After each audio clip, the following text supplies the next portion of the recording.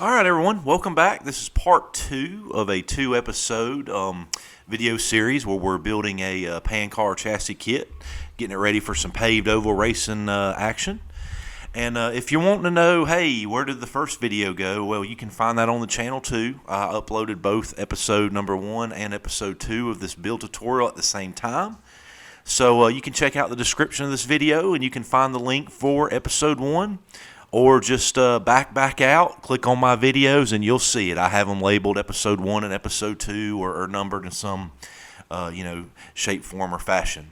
So with that said, welcome back. I appreciate you guys. Hope you're enjoying the build and the tutorial. And with that said, let's go ahead and continue. Alrighty, so what we're going to do now is we're going to go ahead and get these shocks prepped. We're going to start out doing the side shocks first.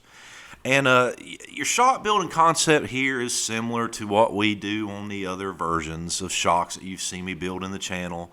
And I may do an exclusive shock build video soon. But the pan cars are a little different in the way that you actually have to build these shocks and put them together. But the concept is somewhat still the same. And that may sound weird, but you'll kind of see what I'm talking about here.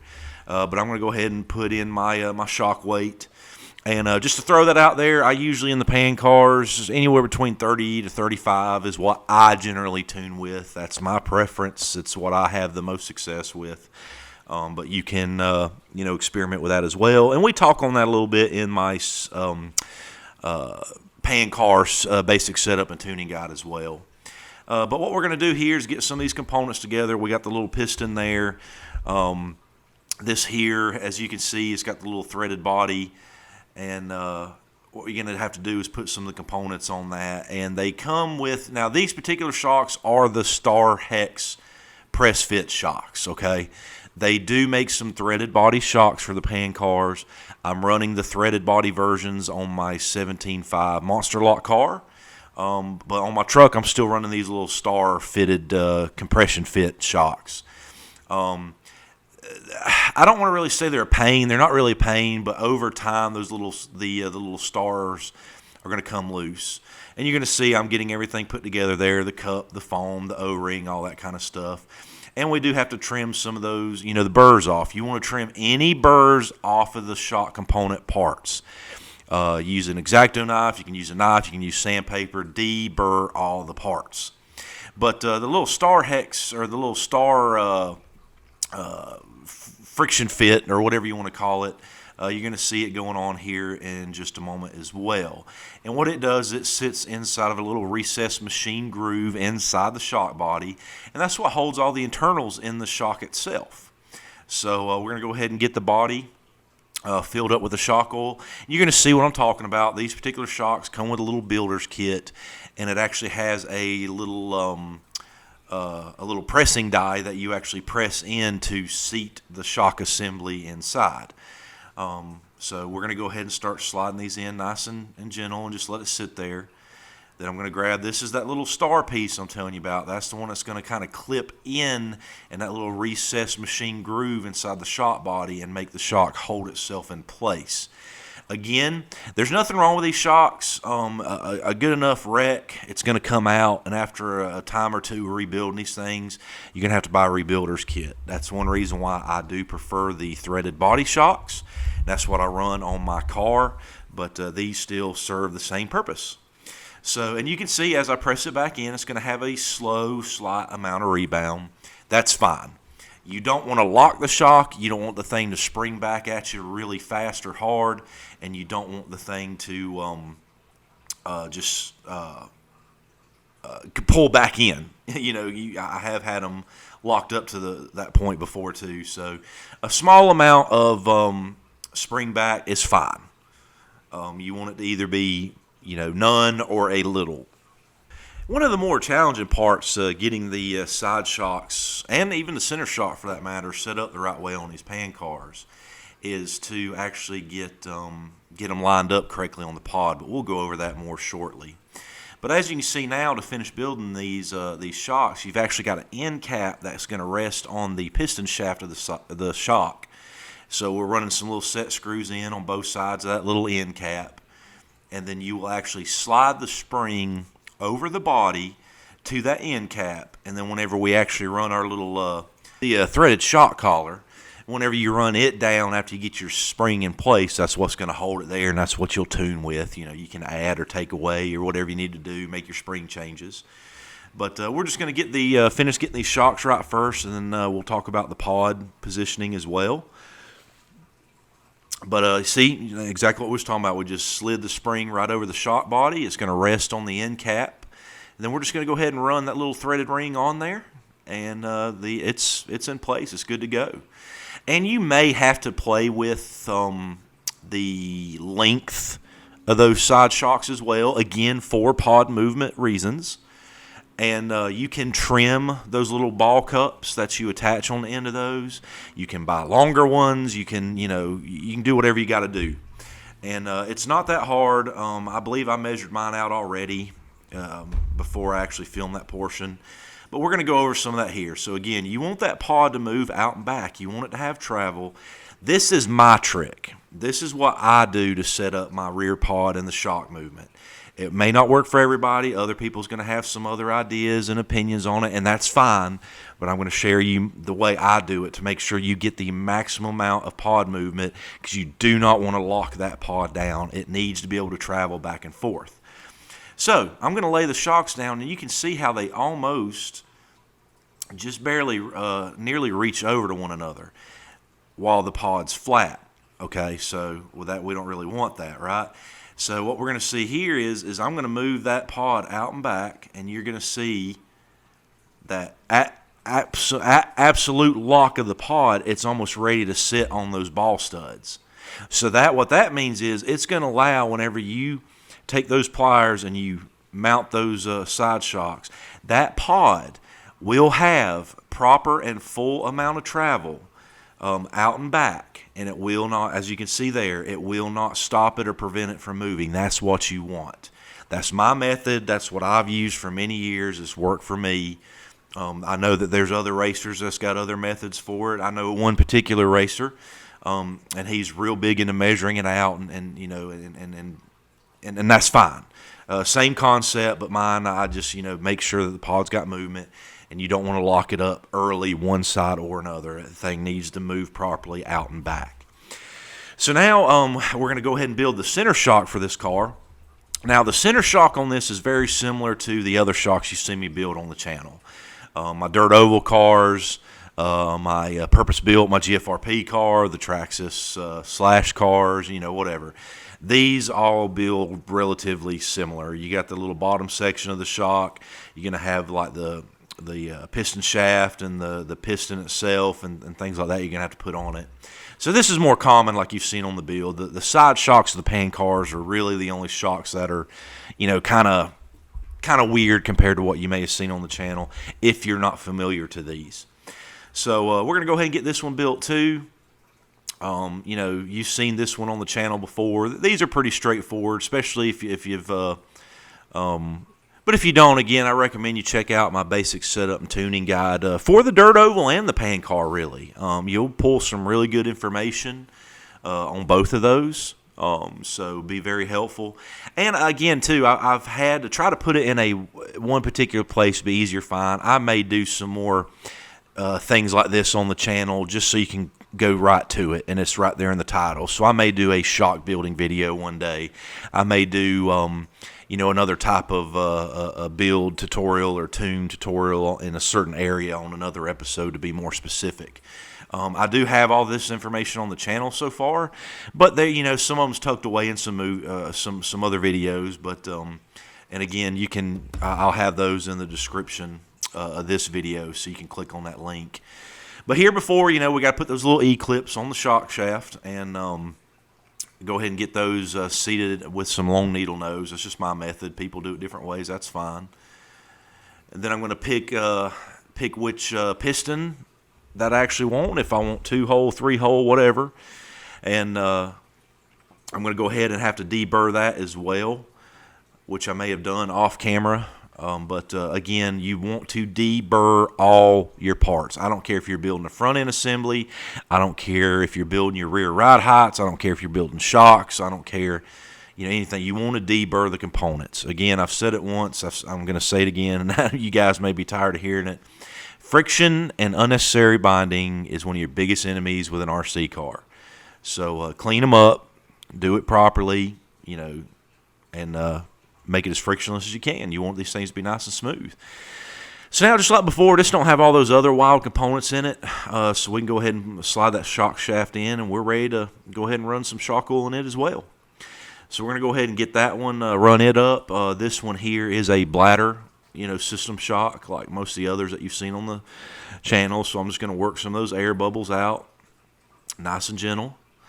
Then we're going to run that shock shaft up after we finish getting the air bubbles out.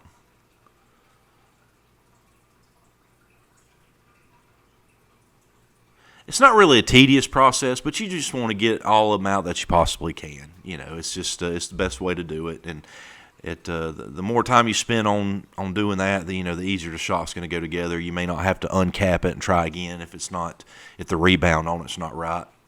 So now we're going to go ahead and take that bladder, and then what I'm going to do is I'm going to hold it down on one end, and we're going to push a little bit of shock fluid out of there, okay? So to get it seated, and that's okay. Because more is going to come out as we build the shock. Because I'm just going to barely thread that cap on. We're going to run that shock shaft, that piston, back up, nice and gentle. And then we're going to hold it there one finger as we slowly start to seat the shock cap, okay? So we're going to slowly start turning it. Because as you're doing that, you're going to see, probably see a little bit more of the shock oil coming out. You're going to see some air bubbles coming out with it, and that's fine. That's what you want. So we're going to run it down nice and gentle and then pull that shock shaft back out. And then we're going to check the rebound on it. Once we seat it, we'll push it in. So that one may have a slight bit of rebound. That one may not have no rebound at all. Either one is fine. You just don't want that thing to be like locked, like you can't compress it. And you don't want to, run the piston in and shoot back out like really fast and aggressively. A slight bit of rebound's good. No rebound's good. You want the spring to do the work. The shock oil is there to dampen it and to tune with as well. So we're good to go there. Same thing as before. Then we're going to go ahead and start prepping our ball cups, get ready to put those on. And again, I've pretty much already had those measured out. I was building Billy's breakout truck to pretty much the same specs as my breakout truck. I'm even going to be honest with you, and Billy, you'll get a kick out of this. Whenever I took your truck for the test and tune to check and see how it was running, your truck was better than mine. So I'm probably going to have to go back and do a little bit of adjustments on mine because I like some areas that came out on your truck better than even mine. So even though mine's not going to be remain a truck anymore, I think mine's going to turn into either a secondary 17.5 car, an experimental car, or 7.5 car. I'm not sure yet. But anyway, there we go. We got the center built. Your little ball cups are on. You can see how I have it threaded off on that left side. You probably saw a little bit. That was for tuning purposes. So I threaded it down, did my measurement, checked my pod, and then, I set it that way. On your shocks, it don't matter if it's a pan car, a dirt oval car, a touring car, it don't matter. You can adjust your overall length of the shock just by taking some rounds out of those ball cups or adding to it. You add some rounds to it, you're going to be shortening the length. If you back some rounds out, you're going to be lengthening the shock. You can tune droop that way. You can tune the overall length for your pan cars and things of that nature that way. So keep that in mind. If you don't like the length or if it's not working right, you may not have to cut or install another set of ball cups. You may just need to adjust your length by adding or taking a thread away. So keep that in mind. That's a very often overlooked tuning area and helpful area. So now we're going to go ahead and get the rear axle ready. The rear axle is, if you watched my video where I rebuilt, refurbished my 21.5 GFRP dirt oval purpose-built car, there's going to be some similarities here, but we'll talk on that more in a moment. So what you're looking at right here, these are your rear ride heights. We talked about in my basic setup tuning tutorial video, you want the cars as low as you can without them dragging and scrubbing and things of that nature. And that is true on the truck itself here. I could probably get them lower if I wanted to. In fact, I know I could get them lower, But I've got a real happy medium here. But you can play with that. That's all part of the tuning and experimenting and things of that nature too. So now one of the biggest things that I want to talk about now is your differential prep. Now if you see what I'm doing here, I'm taking, these are the diff rings that would be seated against the spur gear and the diff balls. I've got it on the end, the aluminum end hub for the wheels, and I'm putting those rings on it, and I was polishing them on some fine sandpaper. Why? It's all an effort to make that diff as smooth and as frictionless as possible. Well, I shouldn't say frictionless, because friction is actually what runs the diff on these cars. But you want it to be as smooth as possible. So polishing your diff rings goes a long way. You can polish both sides, and that way whenever you rebuild it next time, you can flip the diff rings, or you can just do like me, polish one side, touch it up later, or flip it if you need to, and so on and so forth. But then I took my my diff lube, went ahead and put it in all the holes on the spur gear, got the diff balls in place, and now I'm just going to walk around and go ahead and get those seated. So there we go. So the spur gear is good, and then we're going to take the, let you check out the shaft there. That's the actual rear axle shaft. And we're going to put a little bit of diff lube on to help hold the diff ring in place. I do that. You don't have to, but it helps hold the parts in place while you build the differential. So you don't have to worry about sliding out of the slot, because that actually is machined a certain way where the ring sits on there a certain way, locked on to that axle shaft. So now we're going to get open up our little bearing kit, because the rear axle and the differential setup on these cars do require some bearings. So we got the bearing on the spur gear. We're going to slide it down up against that diff ring. So we're good there. We can put that down, and then we're going to get the other end, the hub, the other end for the diff ring prepped. And again, a little bit of, and that's overkill. You don't even need that much. But going to get that diff ring seated. Polished side is going to be going towards the gear. The side that we spent that time on polishing goes towards the spur gear. Okay. Then we're going to take the other bearings that's necessary for the rear axle for these things and get them seated. Now this is for, obviously, if you're actually running a rear diff setup. You know, some of the carpet guys, even some of the paved oval guys, are running a spool axle on the rear now, and that's fine. But this particular kit, we're showing you how to build the actual differential for it. So now we got everything in place. We got all of our components. We're going to get that little nut started there, and we're going to run it down. And then once you do that, it should be, you know, you're going to feel some resistance just because the diff lube needs to be kind of broken in. And after one practice run, or even you can even do a tabletop break-in to help, you know, free that up even more. There's a lot of lube in there that hasn't been rotated enough to be freed up. But the differential should do its job. It should work in both directions and so on and so forth. But at that point, the rear axle is ready to go in. Then we just got to get our ride height inserts prepped. Looks like we've already got the bearings in it, and then we're going to get those slid in and started now as well. And again, you do want to deburr these parts. Whenever you pull them off the little injection molded parts tree, they got some burrs on them. You want to clean it up. If you don't, it makes it very hard, if not impossible, to get it properly seated. And you'll see what I'm talking about, because that's actually going to set in there slightly recessed. So we're going to get that one in as well. And then you can see how it kind of sets in the aluminum piece there, slightly recessed. So that's what you want. That's the reason you want to deburr the part. But anyway, you can see that you know, those are sitting lower.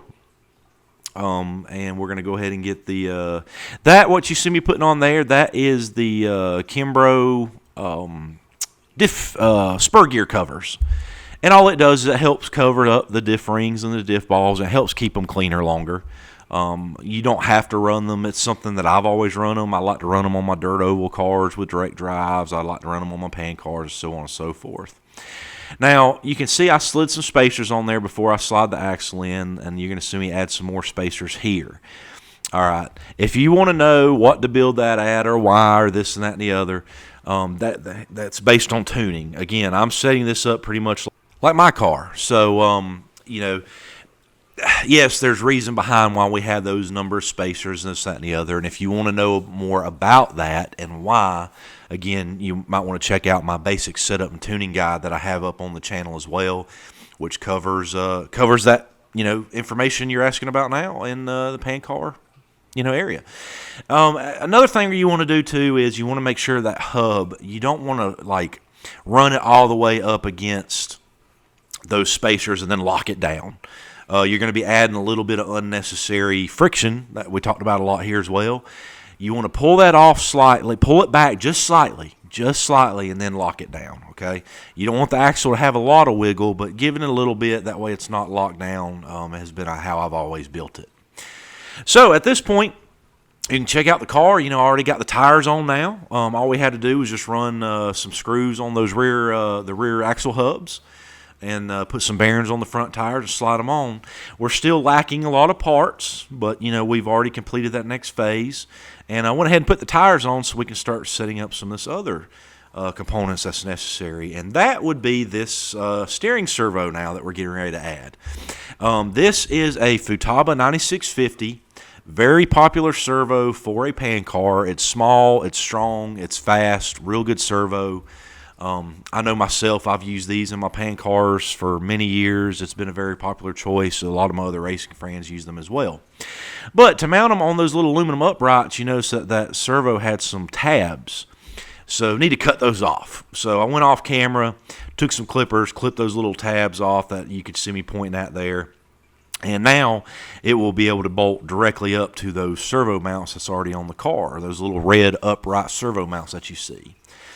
So, and you want to make sure, depending on what direction, and you can see what I'm talking about, you want that servo to be centered up with the center of the car. You don't want, weird links on your steering arms and turnbuckles and things of that nature. You do want to have that servo centered up.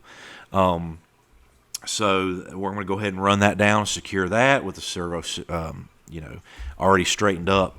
It's a little easier on these newer cars. These newer cars have those holes already there, so you can pretty much self-center the servo. But back in the day, some of the cars, you had to drill out your own servo mount holes. So, and you'll see that coming to the channel soon enough whenever we build a RJSP Legends car. So now we got the 21.5 motor that we're going to be putting in this truck. I've already soldered on the motor wires, and the reason being is the ESC that we are using has so many like bullet type connectors that the ends that you can see on those motor wires that would actually plug into, you can see them right there on the left side. So, I went ahead and pre-soldered that. That's something else I'm probably going to cover on the channel. I had someone else ask me about that, is actually doing a soldering tutorial, so we'll get to that later too. But, the motor wires are already on. We're going to talk about the actual electronic speed control here shortly as well. Run into some things with that. We'll go over that. You'll see exactly what I'm talking about once we get to that here in the video shortly. But right now we're going to go ahead and get the motor just kind of screwed into the motor plate there. And that way we can start figuring out how we're going to run our wires, what direction we need to mount the speed control in, and things like that. All that's some very important details whenever you're working on a pan car. So putting the motor up there, then being able to pull the wires around and check stuff like that. You need to route around the shocks and things like that. So all necessary items, and we'll talk more on that here shortly. All right, so we got the speed control in, just using double-sided sticky tape like always. And it was a little bit of a pain. That's the reason I didn't want to show you the process. I knew I was going to have to experiment and find a way to do it. There is a milled out pocket in the graphite or carbon fiber, or whatever you want to call it, of this chassis. This is a little bit bigger than that milled out pocket. Again, the speed control is going to work, and it's going to work fine. I would not recommend it for this platform, but again, performance-wise, it's fine. The Hobby Wing Just Stock that we run in a lot of our dirt oval cars and pan cars fit perfectly in this pocket, fit perfectly up under the side shock here, which this did too. But I did have to move this a little further to the left, and I had to get it to where that little threaded nut on this shock here would clear the motor to ESC wires. But at least with it like this, you can still reach in here underneath the body and tune the car. So it is in here, got the motor wires, and you'll notice too on a pan car, whenever you're mounting electronics, and realistically, I could have probably cut another, I don't know, quarter to a half inch off these wires here. But the reason I'm telling you this is you just always want to make sure that you still have enough room where the pod on a pan car can move freely. If you cut these too short, it's holding it one way, you're not going to have pod movement. You want these as short as you can get them to where the pod can still move freely. That's the key to, you know, setting this up in a pan car. All right, guys. And here we are, you know, still getting everything laid out and put everywhere we want, but we already went over the ESC placement we ended up having to do. I've got my power switch ran. I've already got some of my wires coiled. And what I'm going to do here is continue to run some zip ties so this will all clear everything. Then this can run over to the receiver and such. And the power button's on the inside of the button. That way you can reach it and program it. So a couple more things we're going to run here, and then we're going to be ready to power this thing on for the first time soon. Still going to have to get my steering linkage, you know, connected and all that stuff here shortly, but just kind of putting it all together, getting everything to come around now. So let me get a couple more things done and we'll check back in. All right, and here we go. Billy's breakout truck is pretty much set up and done. Like I said before, got everything connected off camera because I had to figure out how I was going to route certain things. I didn't want to bore you to death with just sitting there watching me routing the wires. But Billy's got everything in here now. He's got all of his shocks set up. He's got his receiver, his steering servo. This is a Futaba 9650. I will tell you guys, watching my videos, Futaba 9650 is all I run in a pan car. It's small, it's fast, it's strong. It's not overly priced. It's a really, really good steering servo. And we've been using this in the pan car side of things for decades now. But we've got Billy's transponder, his new 9650 steering servo. I am going to put the smaller servo saver on, but I had a spare big one, one of the larger ones in my toolbox. I wanted to get it on the car just so I can test the electronics here shortly. We've got our receiver, our power switch, our speed control. And again, guys, I highly, highly recommend getting the Hobby Wing Just Stock. This XC Run Max 10, will it fit and work? Yeah, but you got to put it in there in kind of an awkward way. That way you can still clear it for the pan car. This is mainly for like the SCT trucks and things of that nature from my understanding. But I've got it secured in here. There's enough clearance between it and the rear wheel. I had to put it in there specifically in that direction because of that, and to also miss this collar so we can tune the shock. As you can see, I got the motor wires running up around on the actual little ball cup, but that will not affect the performance of the shock because the shock can still move. You can still get to that collar. So everything's in here. The only thing I'm going to do is I'm going to find a a pinion gear to put on the car just so we can test it. And here shortly, we're going to fire this thing up and make sure everything's working, get it going through Billy's controller, get everything kind of pre-programmed. And then we're going to dry fit a truck body. And then Billy's going to be ready to go. And again, Billy, I appreciate you letting me do this. This was a good thing for the channel. I appreciate you coming to me. And again, guys, I just want to elaborate. I typically don't do builds. You know, I don't offer a service for that, but you know, I try to help out when I can. And Billy come to me and asked if I'd be able to put him together a pan car. Billy comes from a background of big car racing. And big car racing and RC racing, while it is similar in you know, various areas, there is a big difference when it comes to building the cars. And Billy wanted somebody to go through the car that kind of knew some of the tips and tricks, like I showed you guys, about keeping the front end clean and things of that nature. Front end free and clean, I should say, as well as my rear diff build. But anyway, I'm going to go ahead and jump off here again, and then I'm going to get the electronics set up, and we're going to see if we can get this bad boy to fire up. Well, everyone, Billy's race truck is nearly complete. I went through the bonding process, and Billy has the he got the DX5C Spectrum radio. Got the receiver in, everything bound and worked great. Didn't have to reverse anything. The sensor wires seem to hook up properly. Everything's good. So we've got our steering, which I do need to self-center, but I'm not going to worry about that until I get the actual servo saver on there that I'm intending. We do have throttle.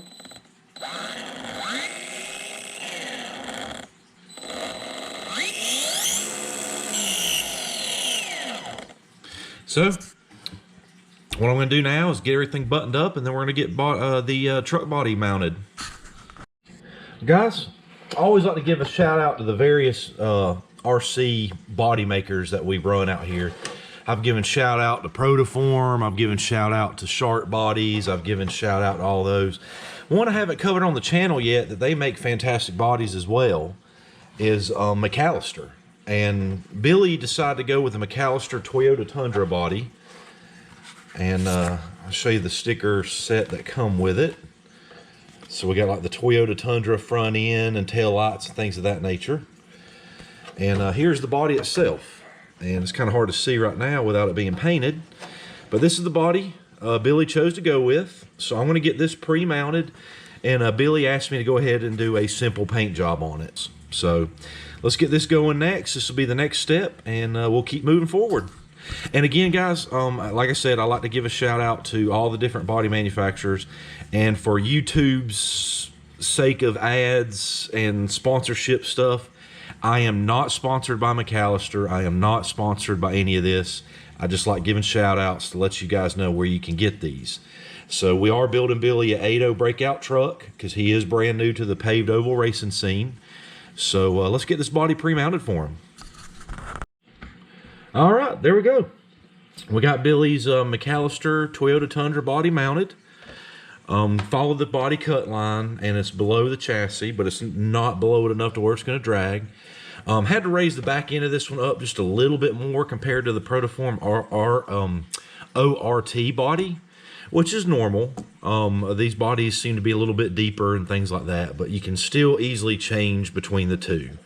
The only thing I did notice on this body, presented by the already molded in cut lines for the front wheel on the front, is that the bumper don't have a lot of room up front. On the ORT Protoform body, there's a little bit more room, so whenever I put Billy's bumper foam on, I'm basically just going to have to be able to put some bumper foam on the front and on the sides, because the upper corners are going to be hitting the body a little bit. And I didn't want to change the mounting position of the body.